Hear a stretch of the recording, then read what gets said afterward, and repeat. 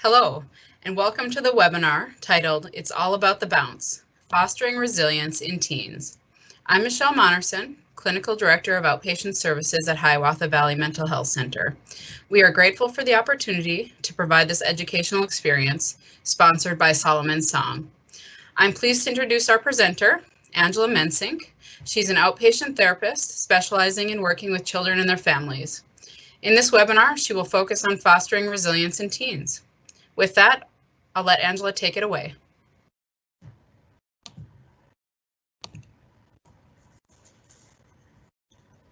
Thank you, Michelle. As I get my PowerPoint set up here, there's some minor glitches. So I just want to make sure I can get set up.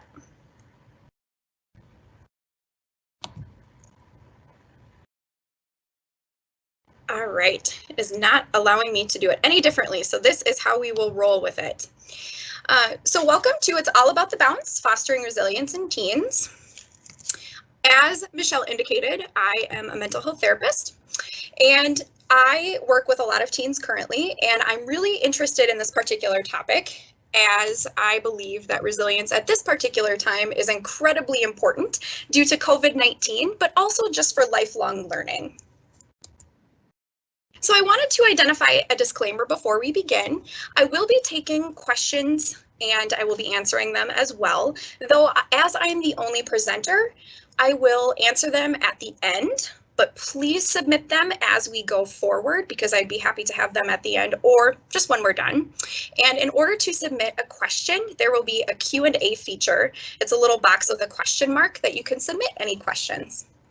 Also at Hiawatha Valley, we care about your mental wellness, and if you're experiencing discomfort throughout this presentation or require crisis intervention, please use our crisis line to consult with a professional, and our crisis response line is down below.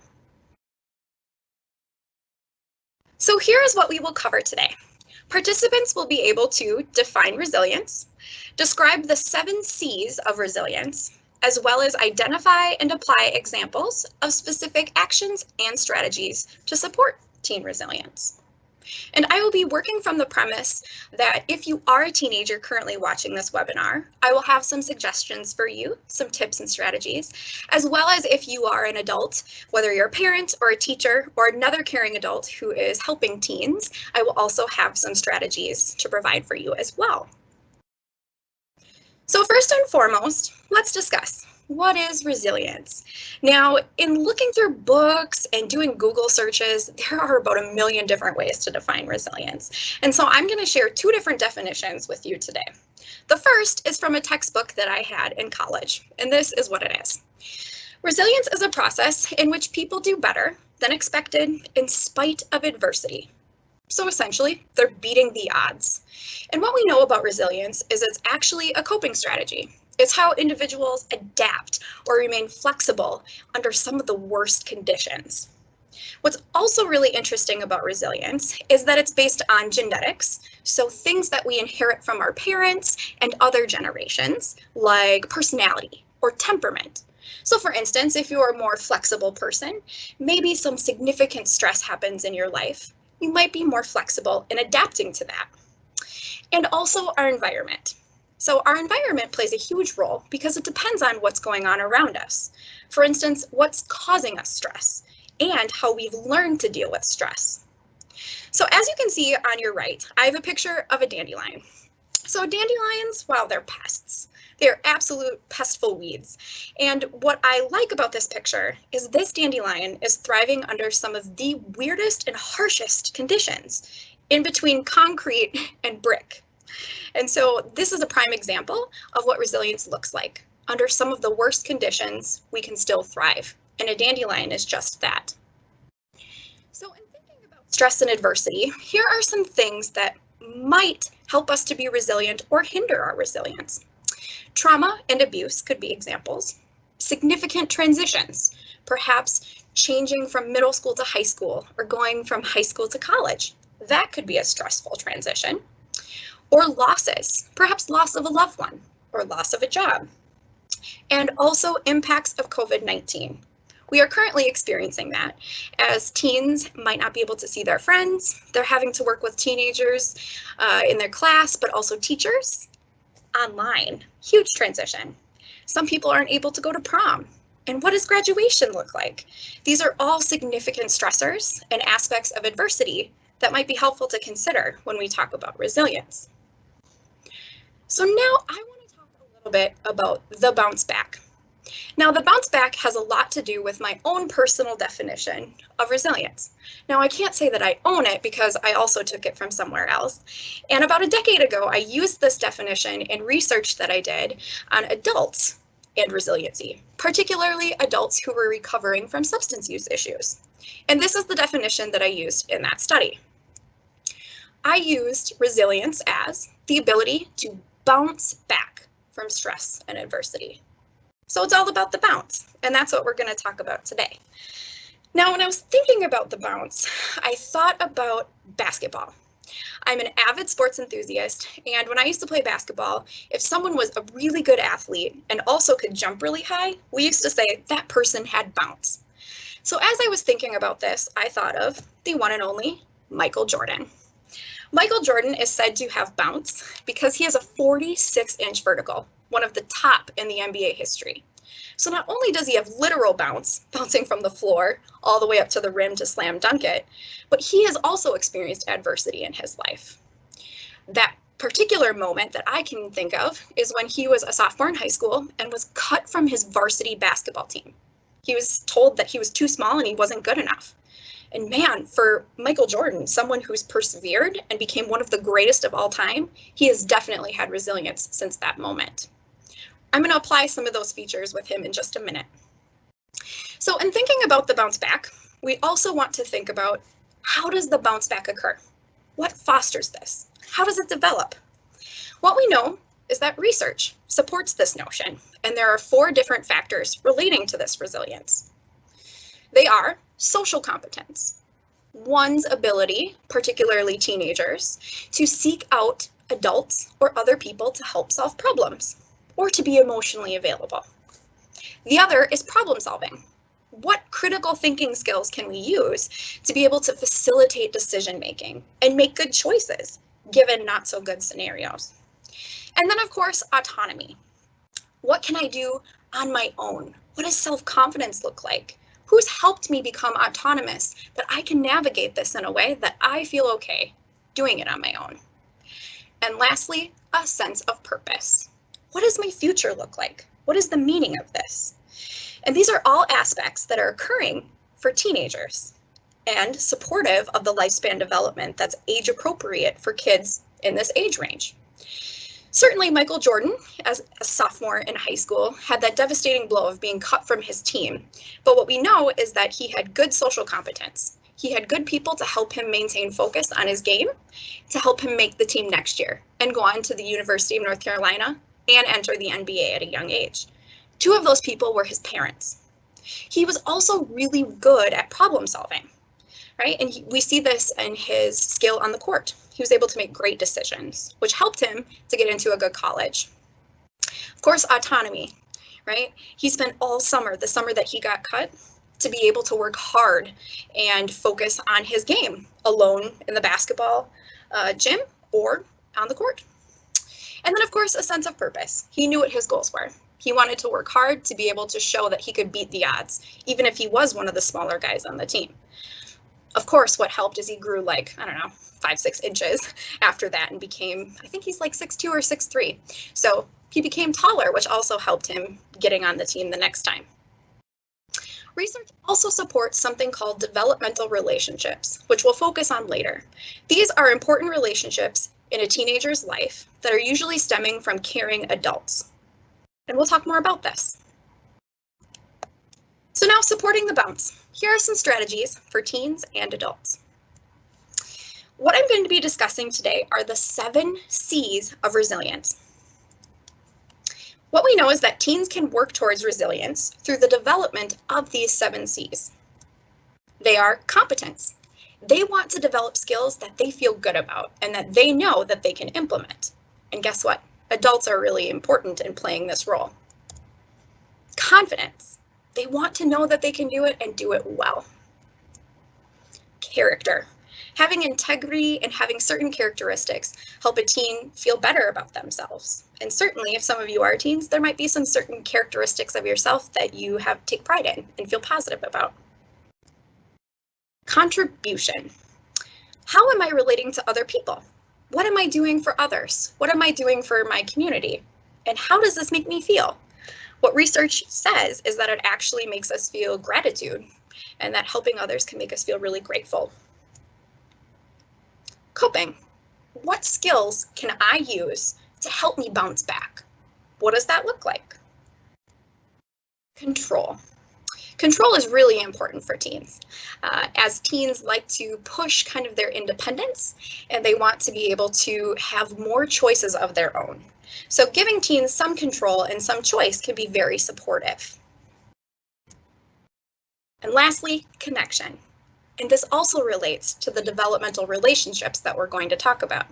Connection means everything to a teenager. And for the teens that are watching, you know what I mean. You love hanging out with your friends and being around peers, and that's also a part of this connection. So we're going to start with the first two C's, competence and confidence. So for teens, here are some things that you can do. Engage in skills, activities, and projects that you identify as positive or feel really, really good at. For instance, I'm a therapist. I'm really good at labeling feelings, right? If you gave me a minute, I could probably list 75 feeling words. But if you asked me to play the saxophone, that would not be good, right? Real awful. So with that being said, if I want to develop competence and feel good about myself, I might not try to play saxophone in a time in which I don't feel my best. I would instead do something that I'm good at. Also strive to work through harder tasks. Build your bounce, essentially. If things are challenging, how will you persist? I hope that you have someone in your corner coaching you, or even yourself, saying, I can do this, I can work through this, no problem. Also, convince yourself to try new things. Take risks as you're able to, especially if you're unsure. Like maybe there's a certain new coping skill you want to try, like yoga, and you're not quite sure what that's all about. Maybe you do it with a friend to see what it feels like and how that might be beneficial to you. Now for adults, give teens opportunities to develop skills, make suggestions, and perhaps even do it alongside them, knowing that they're not alone in this process. Also support teens in trying new things, again with coaching and guidance. And above all, praise them. So as they are using these new skills in order to build competence and confidence, teens need to know that they're doing something well. That helps them build that confidence. Character and contribution. So for teens, consider who you want to be. Identity, that's huge at this time. Who am I? How do I relate to my family? How do I relate to my friends? Where do I fit in? Consider who you want to be now to help you build who you will be. What is your bounce going to look like? Also, what characteristics you want to have. So what you desire to be can also be a part of your plan, and focusing on skills that relate to that. You might be kind or thoughtful or generous, and perhaps those are your goals.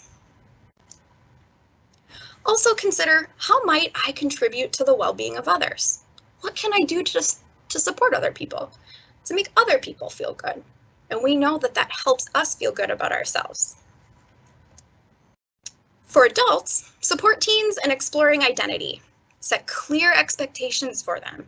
And clear expectations are also age-appropriate expectations, which can be challenging because as teenagers, they might want to act like adults, right? They might want to have more freedom than what you are willing and should give them, but it's important to set expectations as well as those expectations that are age-appropriate.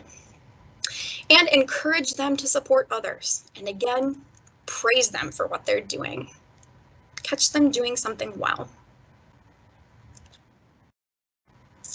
And coping and control.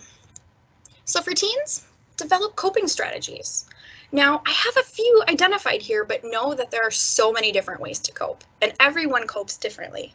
So here are some suggestions that other kids have tried and other teens have tried, and they appear to like, such as listening to music or podcasts. That's such a big thing these days. Be active outdoors. Maybe you go play basketball or you go hiking. Maybe you just take a break. Maybe you need a 15-minute break from some of the things that feel overwhelming.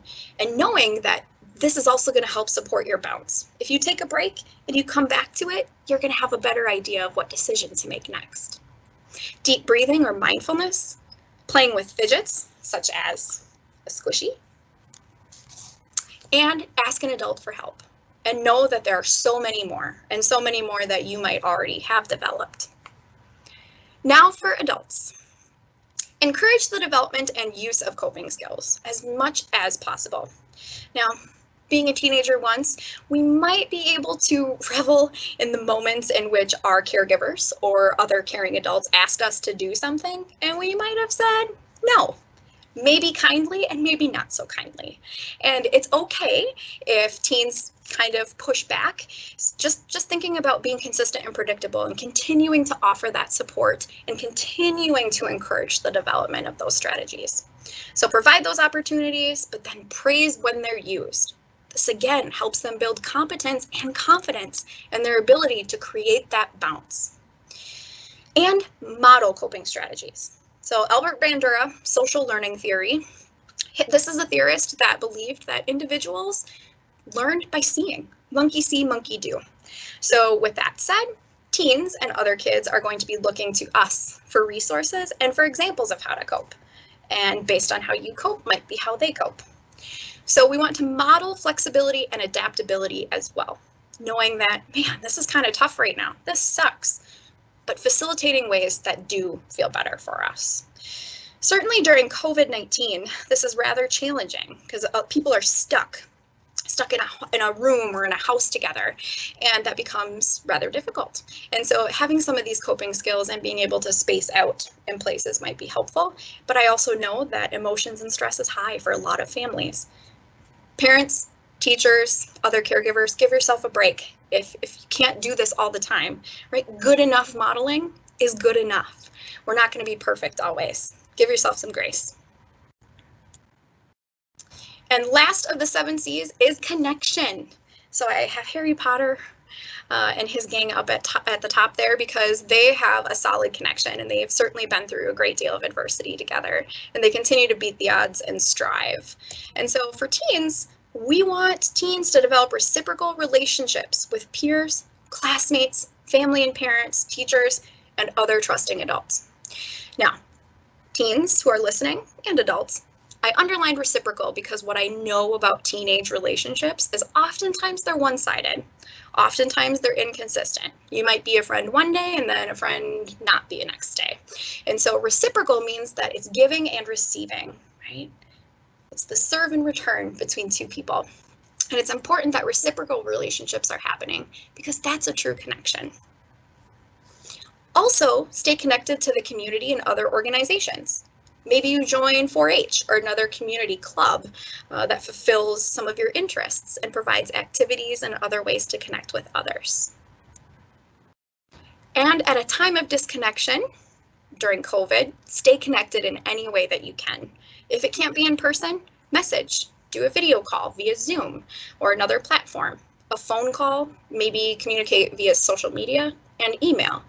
Of course, adults will have expectations for you about that usage, and there might be some boundaries set for that. But these are just some ideas that you might be able to talk to your parents about or other caring adults.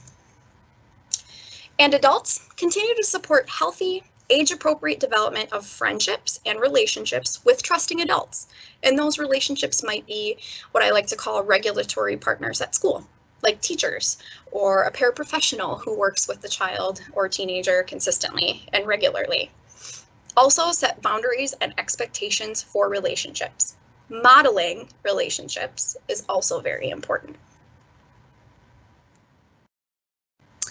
So the last thing I'm going to talk about are developmental relationships. And developmental relationships come from the Search Institute out of Minnesota. And there is a ton of research and handouts and a ton of resources on the Search Institute website, which you can see down below at the bottom of this slide. So the developmental relationships framework is such as this. There are 5 different aspects that research has indicated link to teen resilience based on relationships. So in order for these relationships to support resiliency, this is what's needed. Care needs to be expressed. Growth needs to be challenged. Adults must provide support, share power, kind of share that control, and also expand possibilities. So what I'm going to do is go through just a few brief actions that adults can take to help support resilience in teens, just on top of what we've already covered. So for expressing care, adults can be dependable, be consistent, follow through with what you say you're going to do, where you're going to be, and how it's going to be done. Also be warm and affectionate. Present yourself in a caring, nurturing manner. In challenging growth, expect the teen's best. Set a high expectation and expect them to have an age-appropriate potential that can be reached. Also hold them accountable. Know that these are the expectations, and I know you can do this. I'm here to support you. In providing support, be an advocate when you can. Try to stand up for them if needed, and certainly help build their confidence in standing up for themselves. This also relates to setting boundaries, because that provides support so teens know what to expect. And then share power. Respect the teenager. Okay, and also collaborate. How can you work together to make decisions? How can you offer them a way to be a part of that control or decision-making process? And then expand possibilities. Inspire them to go outside of the box. What's the next step? What's the sense of purpose? And to continuously connect with yourself and also with other adults, community members, agencies, and so on. So if you go to this website, there's a whole host of things that come up and several others beyond the actions that I've provided, as well as specific statements that you might use. And so I have that handout that I will have posted on our website, so you will be able to have that resource readily available to you. You can also search the link that's down at the bottom, and that will also be provided to you. So at the end of the day, the biggest thing, the key to all of this is actually relationships. And we know that strategies for resilience will always stay with you no matter what. So what you build now, teenagers, is going to carry through to you. So at times of stress, you're going to fall back on what you know. So if what you know is something positive and healthy, and it's a bounce that can help you bounce back, that's going to assist you greatly in later years throughout life. And during times of stress, when things are too much, and I know I gave you a lot of different examples of things that you could do, focus on relationships. If you can come back to the relationship of, how am I responding to this teen right now? Or teens, you might think of, oh, how am I responding to my friend right now? They probably felt that was unfair, right? Thinking about what those relationships mean and how you can foster them is going to be the most important thing. There it is, dramatic effect. So in summary, resilience relates to overcoming adversity or bouncing back. And teen resilience can be supported through the 7 C's and the developmental relationships that I covered today. All participants will be able to access a recorded version of this webinar, as well as the documents that I talked about in my PowerPoint slides on the website and the Facebook page. And I just kind of like this quote from Tigger: "Life is not about how fast you run or how high you climb, but how well you bounce." And certainly for resilience, that's all that matters, is the bounce back. So at this time, I will be responding to questions that are submitted in the Q&A feature on Teams. I also have my contact information posted. If there's anything that you would like to reach out to me personally about, I'd be happy to consult with you via email or call or text.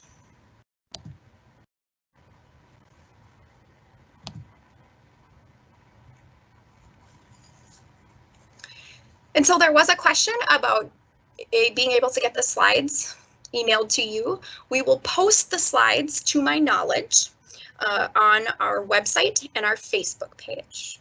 So absolutely. I am open to other questions.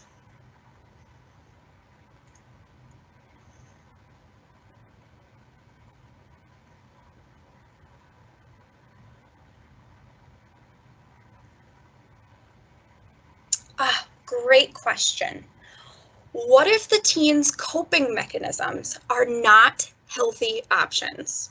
That's an excellent question, as oftentimes we see teens not coping in all the ways that we would hope.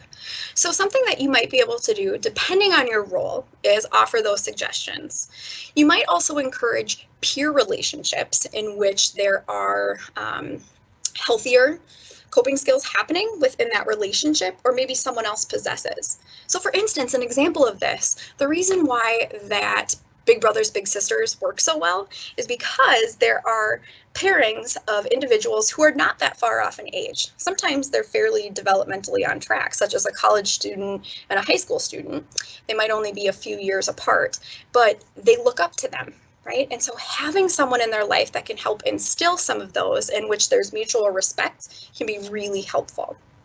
And of course, it's a lot of practice, right? And it's a lot of consistency and predictability in urging these teens. What you might also do is pair the teen with someone that they maybe have a good relationship with at school, who might be able to get a word in edgewise with them, and someone that they might respect or take advice from. And certainly that could be a therapist or someone else as well. What is the best way to explain to my teen about COVID and social distancing? Oh, also another good question. So on the Hiawatha Valley website, we have a plethora of resources that are made for youth of all ages in describing what this looks like. What is COVID, right? Because it seems like this mysterious thing in the air that no one can see. It's not tangible. And for that reason, it's hard to conceptualize. Luckily for teens, they have developed some rational thought as their frontal lobes are forming. So having more mature conversations with them should be appropriate. Now, the social distancing piece is very hard. We know that social life and peer engagement is the nucleus to teen life. It is literally the thing that they thrive off of. And so when we think about that, it's really just about, I know that this is hard for you. I know that you miss your best friend. And so what I am doing as your parent is I'm going to allow you to be on Zoom or a phone call for 1 hour with so-and-so every day, because social distancing is necessary, right? And I don't want to be the bad person. This is just the rules. In fact, what I love about this is you can blame the state, right? State of Minnesota, state of Wisconsin says you can't do this. What a bummer. And that always feels good to be able to put it on an actual law or regulation.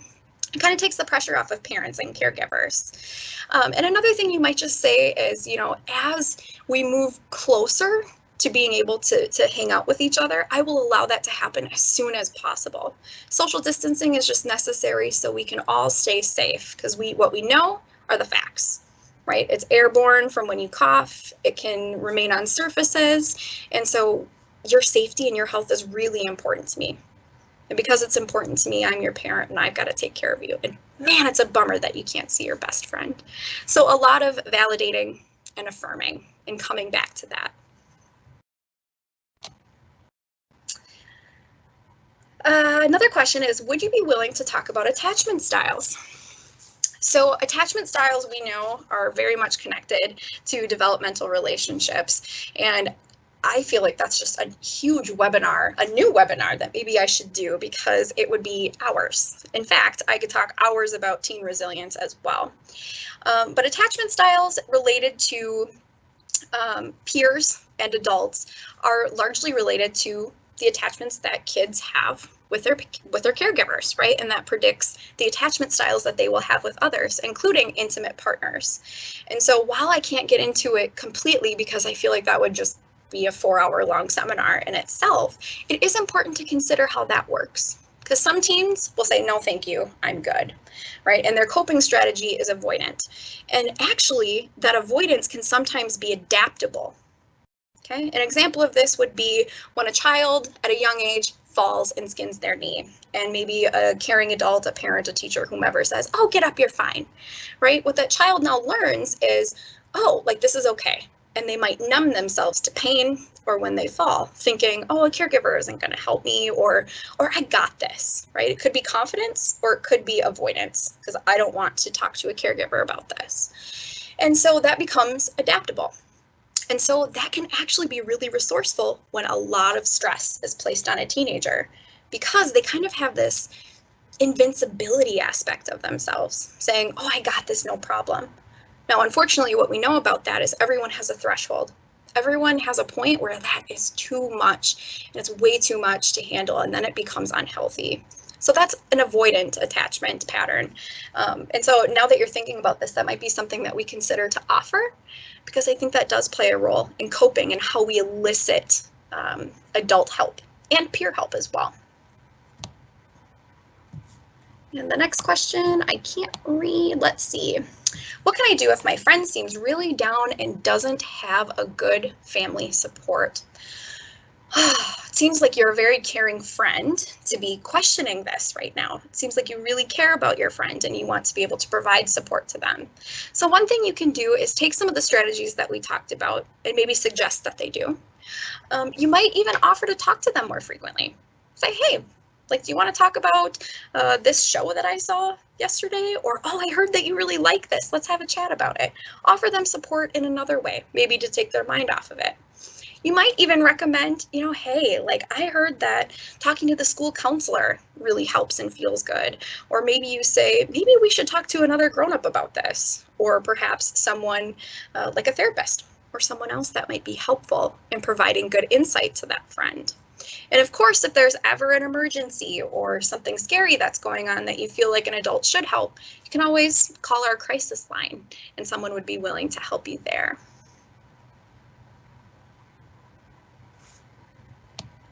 Any other questions that anyone might have?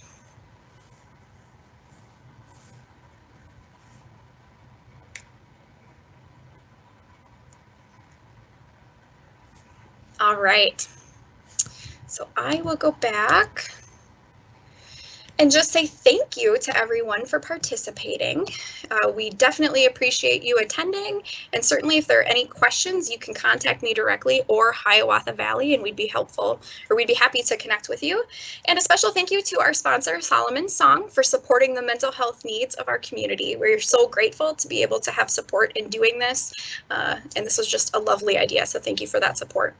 Other resources, we have a direct line, which is 507-454-4341, as well as our website, as well as the crisis response line for Southeast Minnesota. So with that said, thank you all for joining, and just have a good evening, and thanks for attending our mental health awareness activity.